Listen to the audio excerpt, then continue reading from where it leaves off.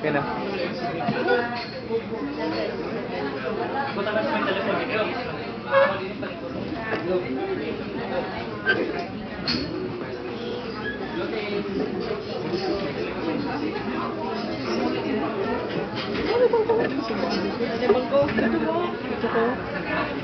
Hi, Grisha, Bato. Gusto ko mag-thank you sa Tanan Writers na nag-write after every open mic experience and will come here every month to perform their piece.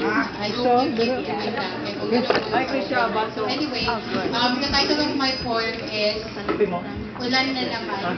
It's basta pang Valentine's holiday, whatever. Okay, the title is Ulan na Naman. Yung party ka pala ba?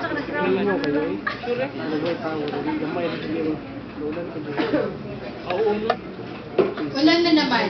Wala akong problema sa ulan. May problema ako sa mga palabas, kantahan at tulaan. Kung saan patuloy na ilang ginagamit ang ulan bilang talinghaga ng iiyakan. Diring-diri na ako sa salitang ulan. Nagsimula ito sa high school, tuwing may gustong pakantahin ng teacher ko at ito naman mga classmates ko gustong magpa-cool, laging kinakanta yung Ulan by Cushé, parang mga sirang plakang leche. Tapos sa mga paligsahan, yung mga batang akala mong nagkakatuwaan dahil 5 taong gulang lamang, pero ang mga kanta, kung makakanta, akala mo iniwan. Basang-basa sa ulan.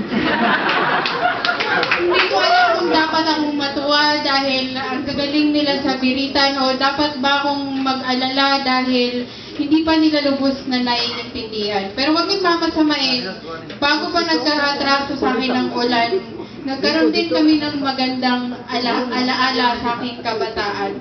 Naalala ko, meron pa akong paboritong kanta noon. Ang ganito yon. Batang-bata pa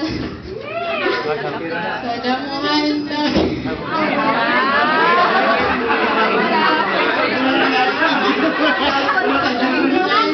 naghablay sa ulan yun na yun, tigro lang, premium.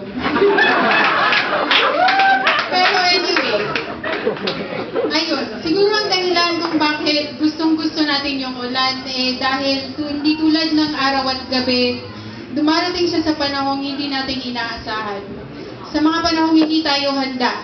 Sa mga panahong walang payong para salbahin ang sarili mo sa rumaragat ang ahon ng walang tayo. Sa mga panahong wala kang kumot para palamigin ang sarili mo sa malamig na Pasko. Sa mga panahong wala kang umaapulang kape para lang tunawin ang matigas mong puso. Hindi ko alam kung dito ba nagtatapos, pero ang alam ko, gaya ng ulan, laging nagsisimula sa ulap, dumarating din sa putikan. Yun lang. Next!